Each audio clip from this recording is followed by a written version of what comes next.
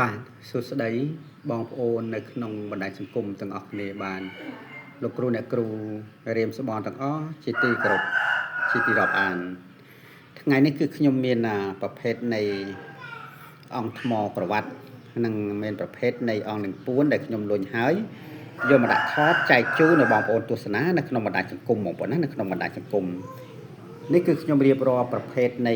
អង្គទី1នេះគឺជាប្រភេទនៃអង្គនឹងពួនភ្លុះបងប្អូនណាបាទគេហៅថានឹងពួនភ្លុះបាទយើងលុញជាប់គ្នាបែបនេះគេហៅថាអង្គនឹងពួនភ្លុះឬក៏អង្គនឹងពួនញីឈ្មោលបងប្អូនណាបាទហើយប្រភេទនៃអង្គនឹងពួនភ្លុះឬក៏អង្គនឹងពួនញីឈ្មោលនេះដែរគឺយើងសាងចេញអំពីនៃអង្គគុជកណ្ដៀបងប្អូនណាបាទសាងចេញអំពីនៃអង្គគុជកណ្ដៀបងប្អូនណា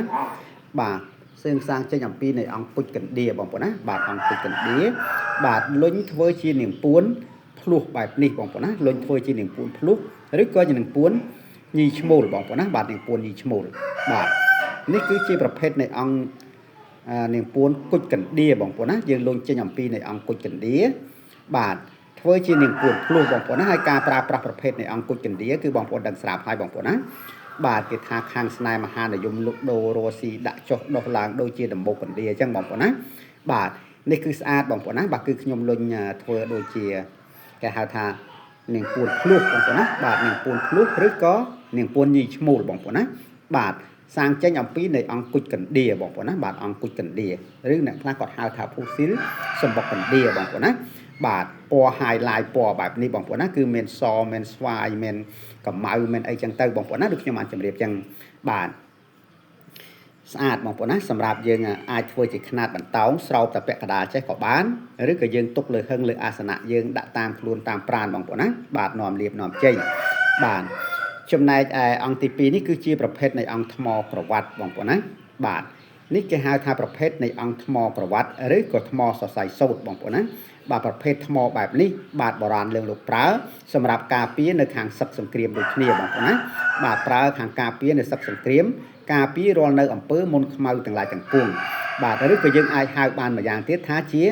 ថ្មចងវិញ្ញាណបងប្អូនណាបាទថ្មចងវិញ្ញាណ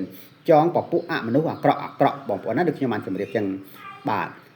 នេះគឺស្អាតបងប្អូនណាខ្នាតបតោងប៉ុណ្ណមេដៃបងប្អូនណាបាទមើលគាត់ប្រវត្តិឡើងតំណងដូចជាភ្លឺស្រែអញ្ចឹងបងប្អូនណាបាទដូចជាភ្លឺស្រែអញ្ចឹងគេហៅថាថ្មសរសៃសូត្រឬក៏ថ្មសរសៃមាសបងប្អូនណាបាទចំណែកឯមួយដុំឬក៏មួយអង្គនេះបងប្អូនណាបាទនេះខ្ញុំក៏មិនដឹងថាជារបស់អីដែរដែលយើងរើសបានបាទក៏យកមកដាក់ថតចែកជូនឲ្យបងប្អូនទស្សនាទៅខ្នាតបន្តោងដូចគ្នាតែយើងមើលពីតម្រង់លក្ខណៈប្រភេទថ្មនេះយើងពិនិត្យទៅប្រវត្តិគាត់គឺបែបហ្នឹងបងប្អូនណាគឺស្នាមស្នូតមកជួរខាងលើនេះគឺឲ្យស្មើជ្រេញតែម្ដងបងប្អូនណាបាទបើយើងពិនិត្យមើលដូចជាភូស៊ីលផ្លែឈើបងប្អូនណាបាទដូចជាភូស៊ីលគ្រាប់ឈើឬក៏ផ្លែឈើអីមួយយ៉ាងបងប្អូនណាបាទតែយើងមិនដឹងថាជាប្រភេទភូស៊ីលផ្លែអីនោះទេបងប្អូនណាគឺយើងមិនបានច្បាស់ទេតែបើយើងពិនិត្យមើលទៅដូចជាភូស៊ីលគេហៅថាក្របសម្បកបងប្អូនណាបាទក្របសម្បកអញ្ចឹងបាទដូចជាផ្លែសម្បកឬក៏ក្របសម្បកអញ្ចឹងបងប្អូនណាបាទបើយើងពិនិត្យមើលទៅបងប្អូនណាបាទនេះឃើញទេបងប្អូនហើយស្អាតទៀតណាបាទយើងមើលទៅក៏លំលំខ្នាតបតោង